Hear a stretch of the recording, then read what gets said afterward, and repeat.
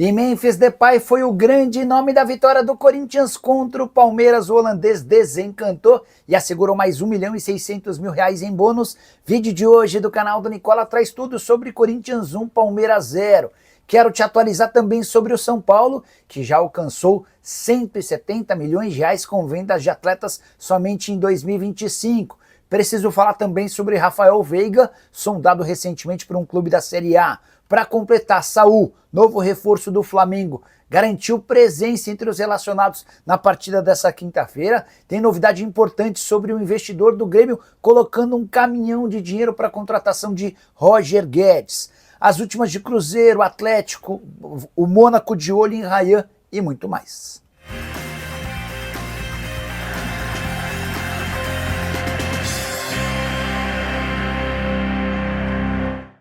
Fala aí pessoal, sou Jorge Nicola, bem-vindos a mais um vídeo do canal, sempre bom ter vocês por aqui. Sem perder tempo, pedir para deixar like, se inscrever no canal e ativar as notificações. Bora contar que todo esse conteúdo é um oferecimento de BT, a mais antiga parceira do canal do Nicola. A sugestão da quinta-feira vai nos Jogos da Copa do Brasil.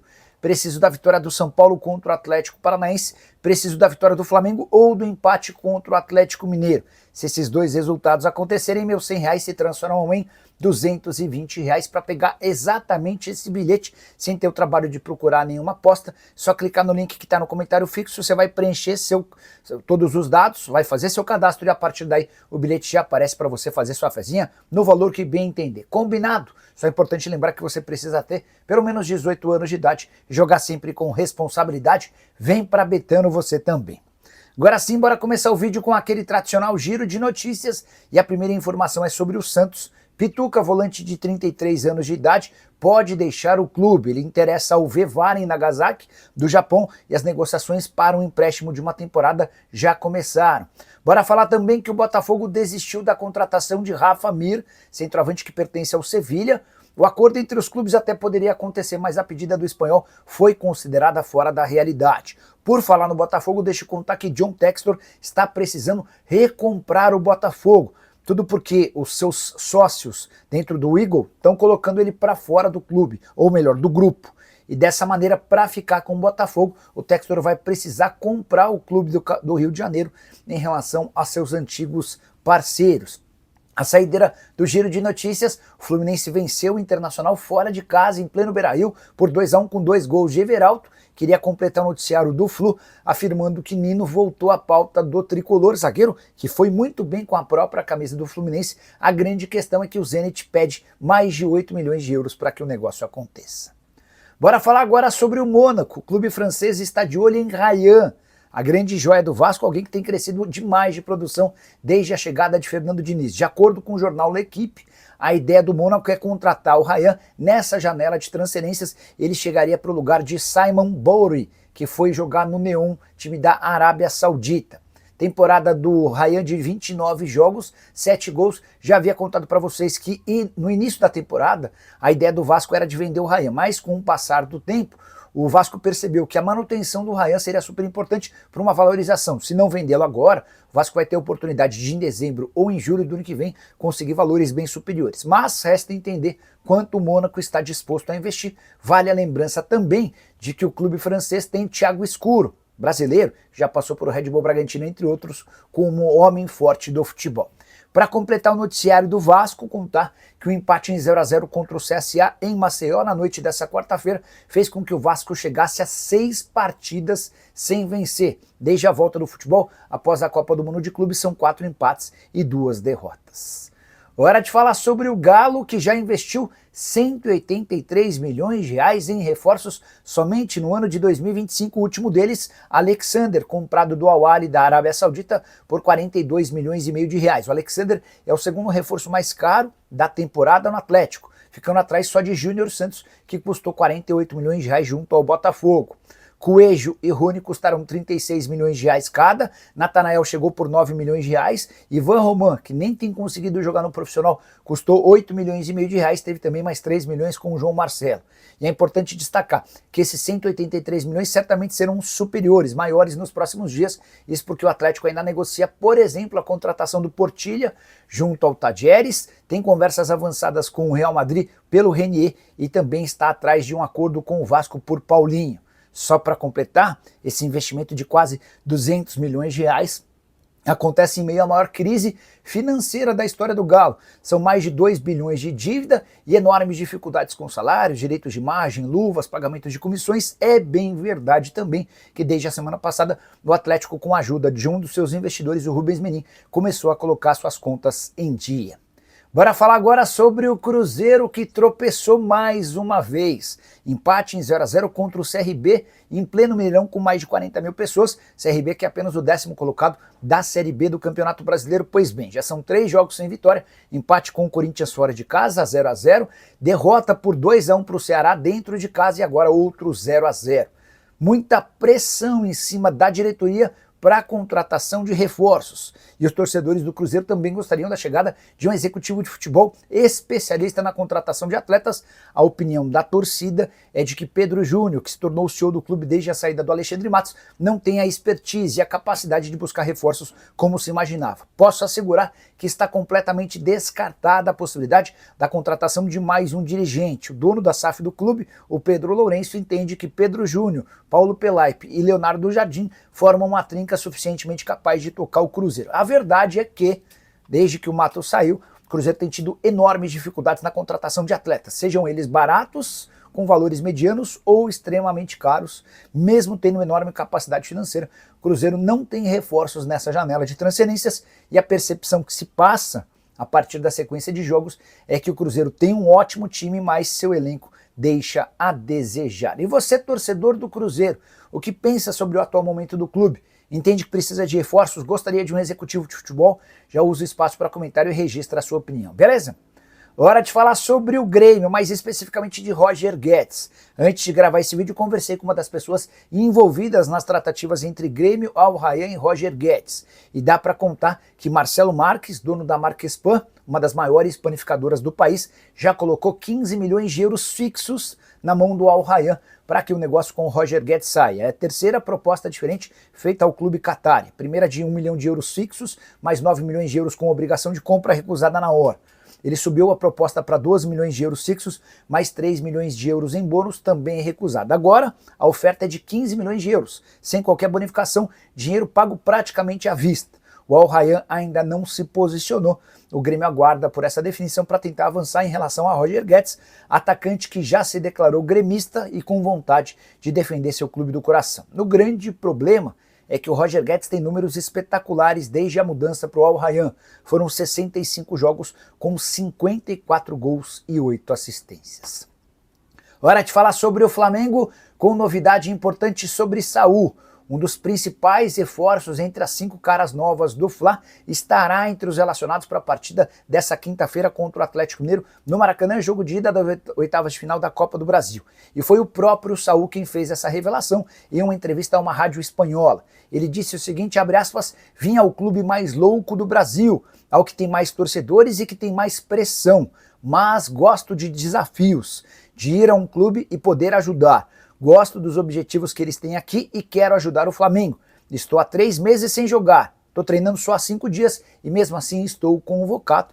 É o Saul confirmando a sua presença, não como titular, mas entre os atletas que estão à disposição do técnico Felipe Luiz. A tendência é que o Flamengo mande a campo nessa quinta-feira um time mesclado, até porque o grande objetivo nesse momento é Campeonato Brasileiro e Libertadores da América. Só para completar o noticiário do Fla, o Conselho Deliberativo do Flamengo aprovou nessa quarta-feira, em votação virtual, o patrocínio de 70 milhões de reais da Rap Vida pelos próximos 3 anos. A Rap Vida estampa sua marca a partir dessa quinta-feira nas costas acima do número. Só para completar, o Flamengo emitiu nota criticando o Internacional, que fechou nessa quarta-feira a contratação de Alan Rodrigues por 4 milhões de dólares. A reclamação do Fla se dá porque o Internacional, enquanto contrata, segue devendo pela contratação de Thiago Maia junto ao rubro-negro. Preciso te atualizar agora sobre Rafael Veiga.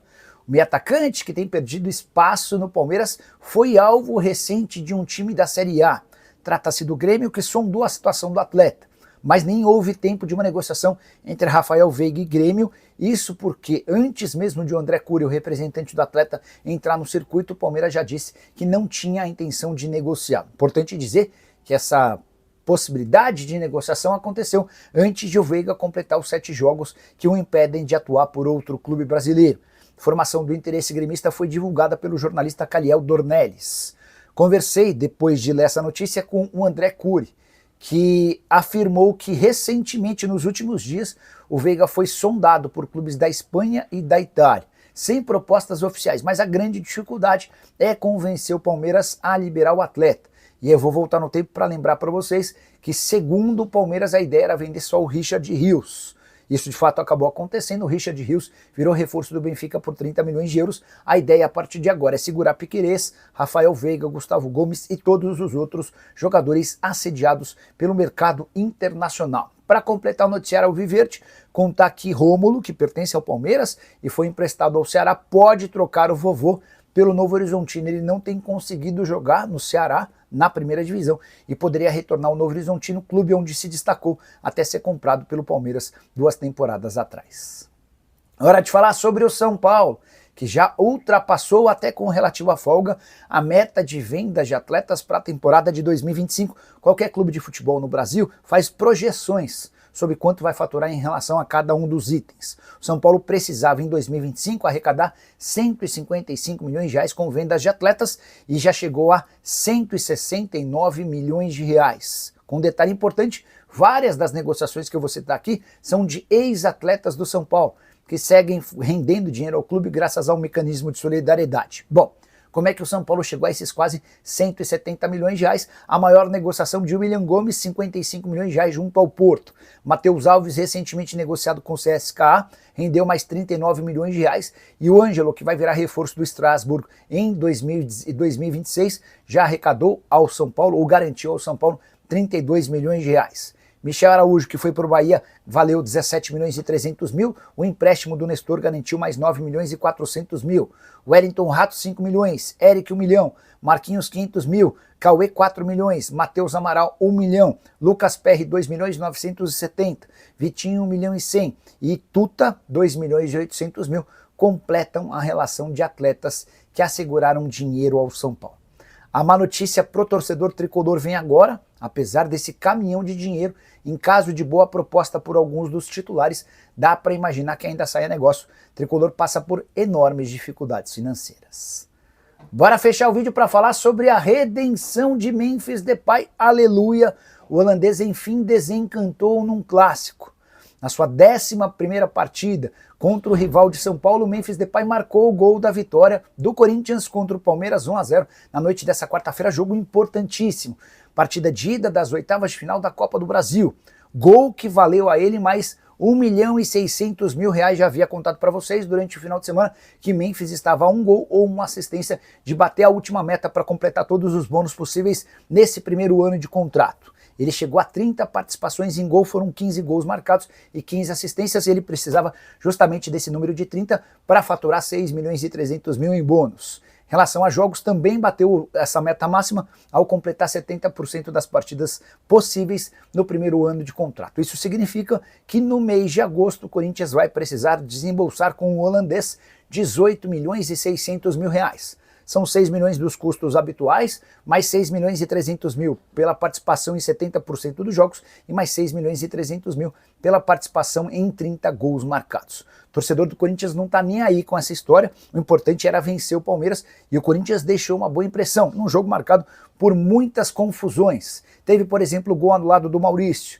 Teve o pênalti desperdiçado pelo Yuri Alberto com boa defesa do Everton. Teve o André Ramalho salvando uma bola em cima da linha numa finalização do Jai. Enfim, um bom jogo com um recorde de público na Neoquímica Arena desde a implementação do reconhecimento facial. Presença boa de público e 3 milhões e 300 mil reais de renda.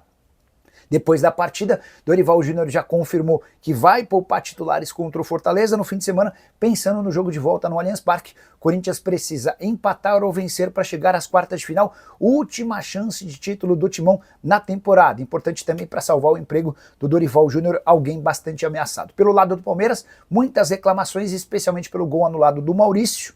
O Abel Ferreira chegou a lamentar de forma daquele jeitinho chato dele, o gol anulado, entendendo que a tecnologia não é utilizada no Brasil, que a arbitragem é muito ruim. Ele chegou a chamar o árbitro da partida, o Wilton Pereira de Sampaio, ele chegou a afirmar que o árbitro estava borrado. de tanto medo por conta da presença de torcedores corintianos. E você, o que pensa sobre Memphis Depay e a vitória corintiana? Já usa espaço para comentário, para registrar sua opinião. Só não esquece de deixar like, de se inscrever no canal. A gente se encontra assim que surgir notícia. Tchau!